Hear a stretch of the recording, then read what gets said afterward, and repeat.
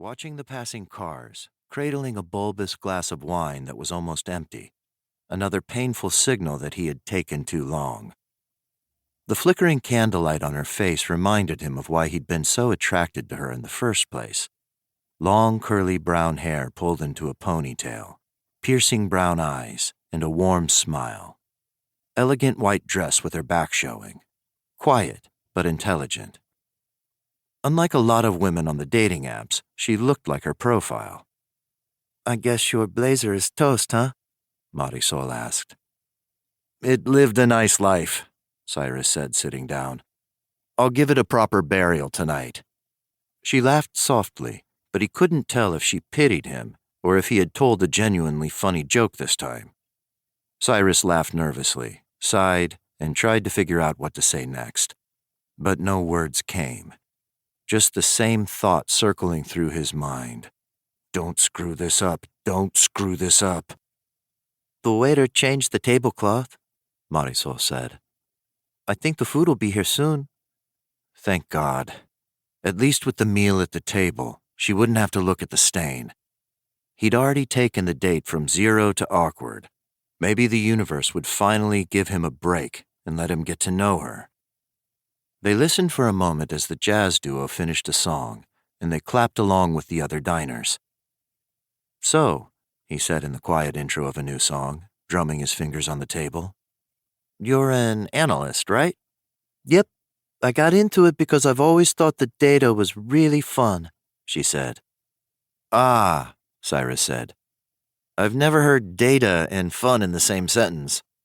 "You're not alone," Marisol said, sipping her wine. She let out a shy smile, which made Cyrus smile. "When I went to college, my mom gave me 3 choices: doctor, lawyer, or something with a classy title," Marisol said. "It's an immigrant parent thing. It took her a while to come around to a career in data sciences, but hey, it worked out."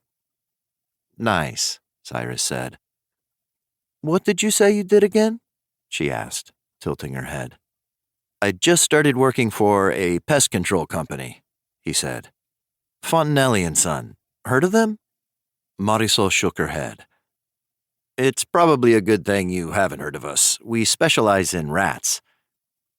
Marisol choked and coughed into a fist.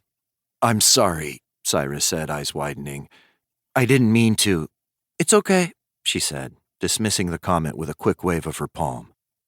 "It's just, that's not what I expected you to say." "I know, I look like a college student," Cyrus said. "You look like a programmer," she said. "Now that's a compliment," Cyrus said. "If this job doesn't work, I'll look into it." She smiled and looked away for a moment and cleared her throat.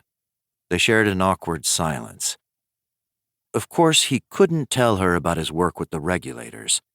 It paid way better than his extermination work, but he couldn't exactly tell non-paranormals about the seedy, magical underbelly of the city. A waiter wheeled a cart of cloches to the table. He nodded to Marisol and placed her plate, removing the cloche and revealing a salad niçoise: tuna, green beans, hard-boiled eggs, anchovies, and tomatoes. He placed a patty of steak tartare in front of Cyrus, raw steak with an egg yolk on top, garnished with chives. The food normally would have smelled delicious, but ever since he'd turned into a rat shifter, his senses were keener, even when he was in human form. The dishes smelled divine. He wondered what they would smell like if he shifted. He didn't blame rats at all for living lavishly on human garbage. "You're adventurous," Marisol said, craning over to get a look at Cyrus's plate. "I have no idea how you can eat raw meat like that." "Me either," Cyrus said, laughing. "I saw it on TV once. If I die from food poisoning, it'll make for a humorous story." "Well, good luck, Cyrus," Marisol said. "And if that happens, it was nice knowing you." Marisol cut into her salad with her knife and fork. She speared an artichoke heart, and it was halfway toward her mouth when a tremendous shadow darkened the sky outside.